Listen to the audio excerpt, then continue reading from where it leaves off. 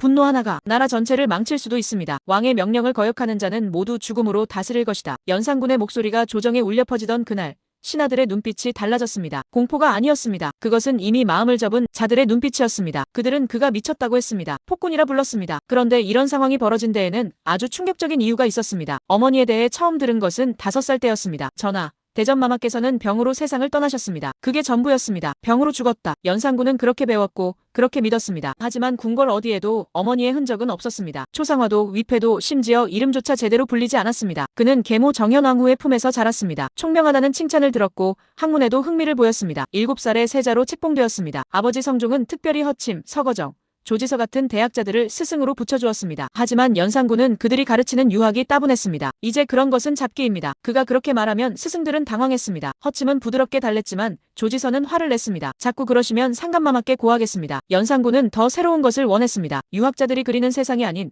왕이 직접 다스리는 강력한 나라를 꿈꿨습니다. 1494년 19살에 왕위에 올랐습니다. 즉위 초반 연산군은 백성들의 기대를 받았습니다. 사창과 상평창, 진제창을 설치해 빈민을 도왔고 국조보감, 동국명가집 같은 서적을 완성시켰습니다. 영주라는 칭호를 들었습니다. 하지만 그때도 그는 어머니를 찾고 있었습니다. 왜 자신의 곁에 어머니의 자리가 비어있는지 이해할 수 없었습니다. 어머니를 왕으로 복권시키고 싶습니다. 즉위 이듬해 연산군은 조정에 이렇게 말했습니다. 그러나 살인파 신하들이 반대했습니다. 선왕께서 100년간 패비윤씨 문제는 논외에 붙인다고 유명을 남기셨습니다. 패비, 그 단어를 들은 순간 그의 심장이 얼어붙었습니다. 진실을 알게 된 것은 그로부터 얼마 지나지 않았습니다. 어머니는 병으로 죽은 것이 아니었습니다. 1479년 아버지의 얼굴에 손톱 자국을 냈다는 이유로 폐위되었고 3년 후인 1482년 사약을 받고 죽었습니다. 실록에는 이렇게 적혀 있었습니다. 왕비윤 씨는 투기가 심하고 독약을 품고 다녔으며 왕을 저주하는 주술을 행하였다. 연산군은 며칠 동안 정사를 돌보지 못했습니다. 울었습니다. 분노했습니다. 그런데 가장 견딜 수 없었던 것은 이것이었습니다. 조정의 대신들이 모두 그 결정에 찬성했다는 사실, 아무도 반대하지 않았다는 사실. 처음에는 궁중 연회로 시작했습니다. 술과 음악, 기생들. 연회는 점점 화려해졌습니다. 저 여인을 궁으로 들이도록 하라. 처음에는 기생이었습니다. 그 다음은 양반가의 딸들이었습니다. 그리고 남편이 있는 유부녀들까지. 거절하는 자가 있으면 그 집안을 벌했습니다. 거절은 곧 죄가 되었습니다. 연산군은 사랑을 원한 것이 아니었습니다. 소유를 원했습니다. 그리고 질문이 시작되었습니다. 내 남편과는 언제 처음 만났느냐? 무슨 말을 나눴느냐? 어디까지 갔느냐? 답이 무엇이든 결과는 같았습니다. 곤장을 맞거나 유배를 가거나 죽었습니다. 실록에 남은 죄목은 간단했습니다. 왕의 마음을 불편하게 했다. 1504년 갑자사화가 시작되었습니다. 어머니를 패비로 만들고 사약을 내린 자들을 모두 찾아냈습니다. 이세좌, 어머니에게 사약을 들고 간 바로 그 사람, 처형했습니다. 한명회, 정창손, 이미 죽은 자들이었지만 무덤을 파헤쳐 관을 쪼개고 시신의 목을 베었습니다. 성종의 후궁정씨와 엄씨, 어머니를 괴롭혔다는 이유로 고문 끝에 죽였습니다. 그들의 시신을 찢어 젖을 담가 산과 들에 버렸습니다. 230여 명이 처벌받았습니다. 가족까지 합치면 수백 명이 넘었습니다. 그날 연산군을 변호하는 신하는 한 명도 없었습니다. 조정은 침묵했습니다. 신하들은 입을 닫았습니다. 정치는 멈췄습니다. 판단은 그의 기분에 따라 내려졌습니다. 어느 날은 신하가 술을 연산군의 옷에 엎질렀다는 이유로 유배를 보냈습니다. 어느 날은 간택령을 거부했다는 이유로 집안을 멸했습니다. 왕의 감정이 곧 법이 되었습니다.